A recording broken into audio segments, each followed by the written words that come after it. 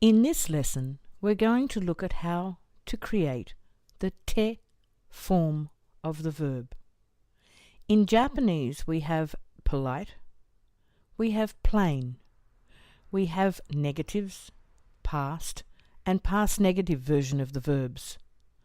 We also have a version called the te form. We use this to ask people to do things. Please sit, please stand, please listen. Or to ask permission to do things. May I? We also use the te form to say you must not to do something.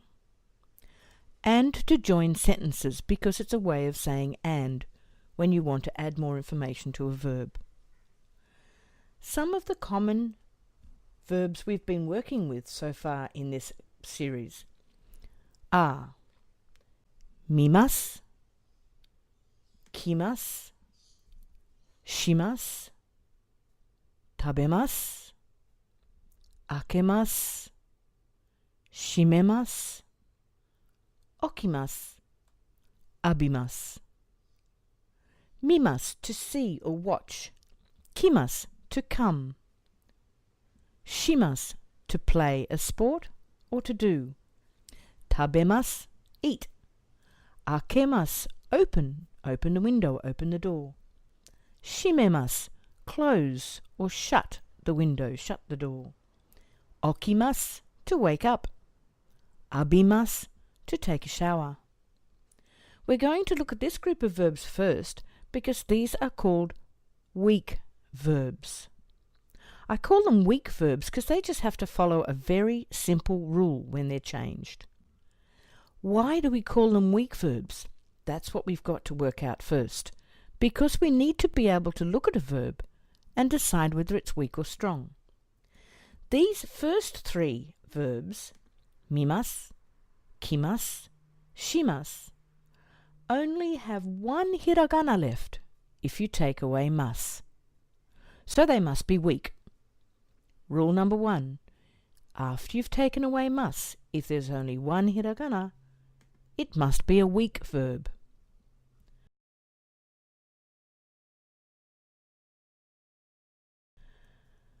The next group, tabemasu, akemasu, shimemasu, if you take away the mas, you have a hiragana from the e row. So tabemasu has be. Akemasu has ke. Shimemasu has me. So if after you've taken the mas away you've got an e sound, you know that is also a weak verb. So that will have to follow the weak verb rule as well. There's also a group of verbs that have a vowel and one hiragana only that are also weak verbs, such as okimasu, okimasu, or abimasu. So watch out for them. There's a couple of tricky ones that actually have both strong and weak versions, but these ones we're going to look at today as weak verbs. So our next step is, how do we change these verbs? We know they're weak verbs, so how do we change them into the te form?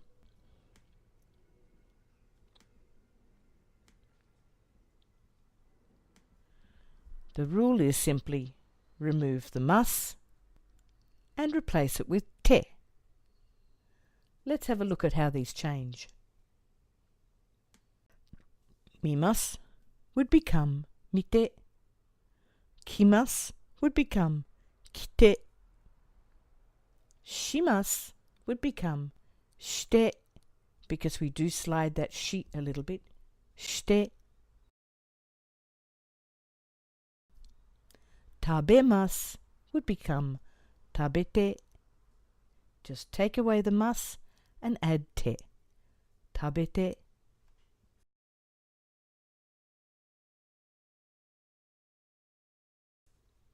Akemasu would become akete.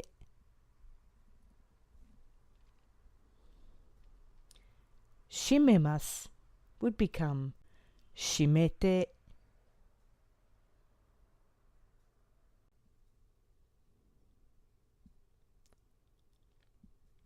Okimas would become okite,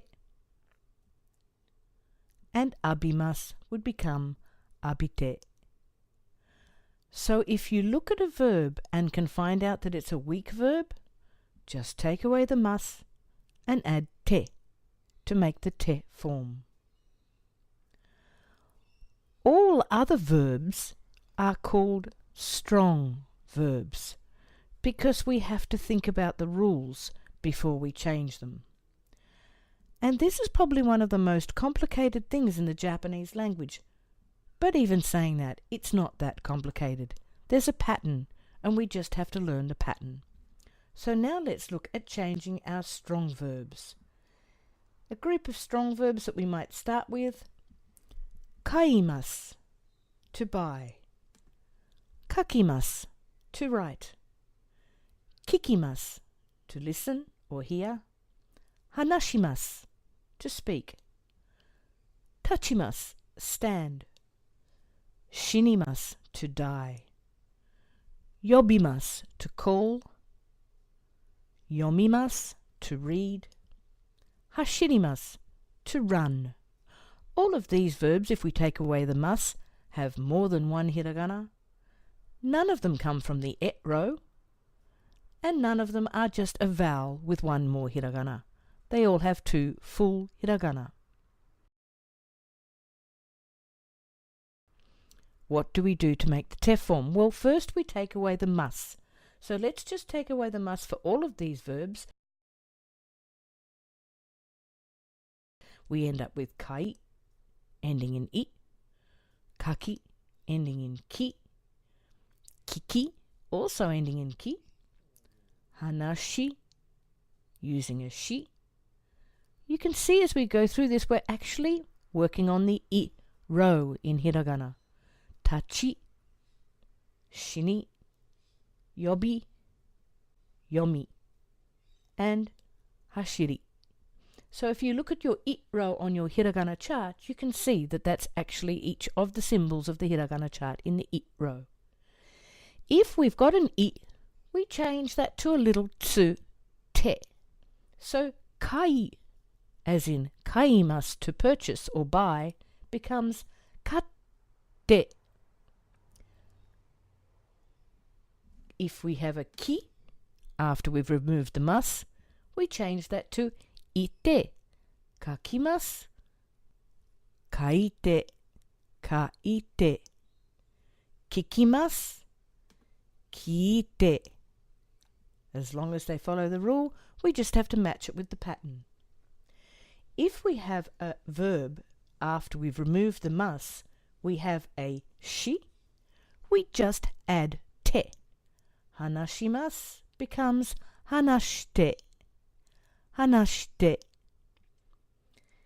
If we have a verb that has chi after removing the mas, that becomes a little tsu te, just like I. So tachimasu becomes tate.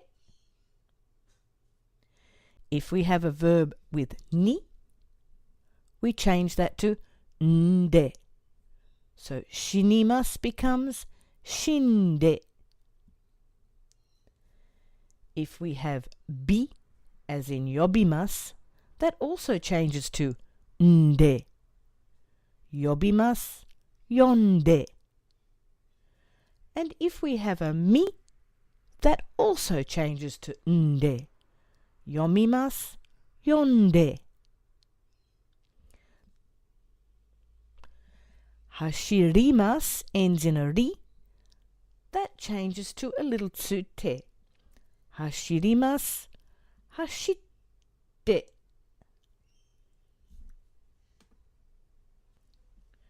So our summary of our strong verbs changing to te form can be written as you can see on the screen now. I, chi and ri change to a little tsu te. Ki changes to ite. Gi changes to ide. Mi, ni and bi change to nde. And shi, we just add a te. Strong verbs are a little bit more complicated than our weak verbs in the te form. Watch this video through a couple of times and have a look at the example sentences on the PDF that's available. Also, if you look at the other lessons on using the tef form, you can learn other things you can do using the tef form and other verbs in the tef form.